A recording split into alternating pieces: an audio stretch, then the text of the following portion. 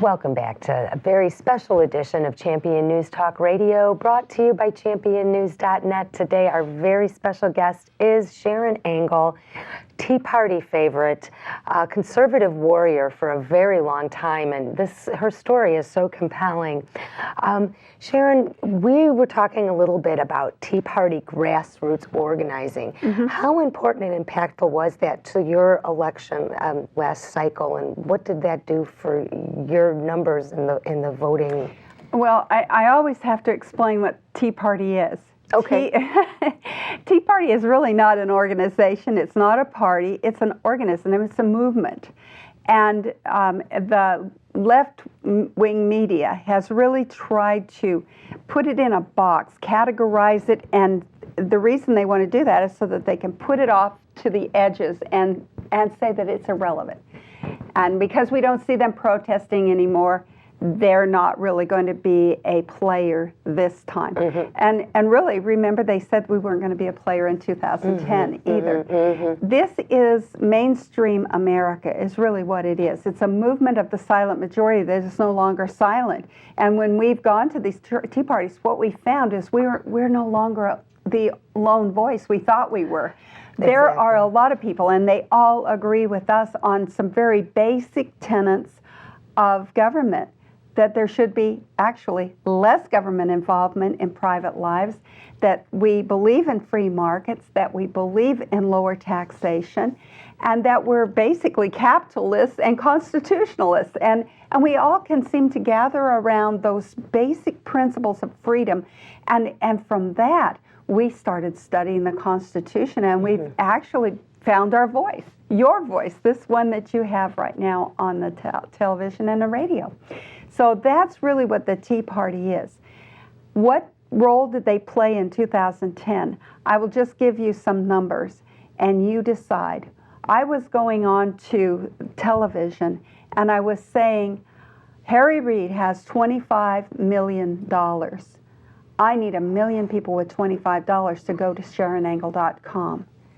94% of $28 million that we raised came from people who gave less than $200. Wow. $35 was the average donation. That means that that's a grassroots swell. That is the Tea Party. That's the silent majority. And the first thing I do, and I want to take this opportunity to do this, thank you very much. I am so grateful to all of you who sent that $25. I know that wasn't from your excess. That was money that you had to decide to send because you knew that you might not be able to vote for me, but I was going to vote for you. And I want to tell you how important that is to me to know what true patriotism really looks like. And it's you. Thank you so much. That is what this grassroots movement is all about, is people like those in your audience that are watching this show, and they're trying to just get more ammunition so that we can go out and really impact the things that we know that are undermining our freedom. Mm-hmm. So, I didn't... Besides dollars, did you have grassroots folks all over the country phone banking for yes. you, walking precincts in the local yes. areas? In fact, they bust in. We bust in? Yes, we know that Illinoisans bust into Wisconsin to help Scott Walker. Yes. Well, not only that, but they bust all the way out to Nevada to walk for me. And we had people from Texas, from as far east as North Carolina, that came all the way across the United States because they knew how important this race was. So yes, we saw it manifest itself in many different ways, but I think what really was the trigger for all of that was that they knew I wasn't a politician. I didn't start out to be this. I grew up in a motel. My mom and dad bought a motel when I was 3 years old. We supported that motel. We were a small business. My brothers and I worked in that motel. I went to college, worked my way through college as a waitress, went to college to be an artist. and then changed my major to education when I realized I wasn't going to be going to those wonderful exotic places. I was going out to the outback with my husband to raise children. And from there, in education, I just kind of got involved with government in a kind of a side slam. I was raising children. My youngest, my son, failed kindergarten.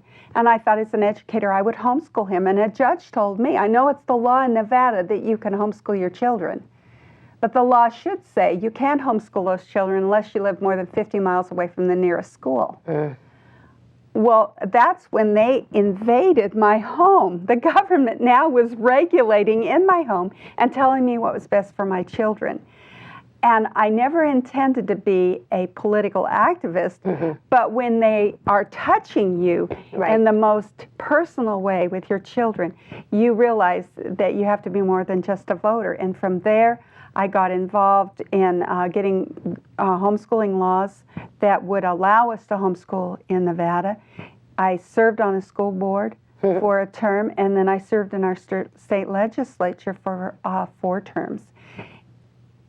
All that to say, I am the grassroots. I didn't want, that was not my choice. I'm not a career politician. I didn't go to school to do public speaking, or I'm not an attorney. I am that average person that just found that government was intruding, and that if it wasn't me, who? If it wasn't now, when? And if it wasn't this, then what?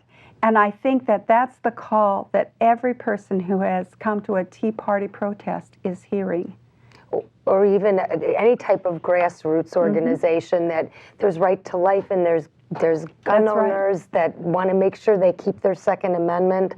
So you were a homeschooler, and you started your own school. I did. And then you were on the school board. So you had to get elected to that, because you were saying something about how all politics is local, and folks need to get engaged at the local level on their school boards and work for their state candidates to volunteer too. You know, we get focused in on federal politics. It's the big... Well, it's what's going on in the media. Right. You know, that the national news sources are going to cover national news.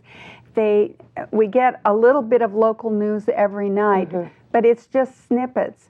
And then something happens and you go, well, where did that come from, and how come they're doing that to me? Or I didn't know that I'm paying this kind of a pension to a retired public employee. How did that happen? You know, those things kind of blindside us. We just didn't know that because the news doesn't really focus in on that kind of thing.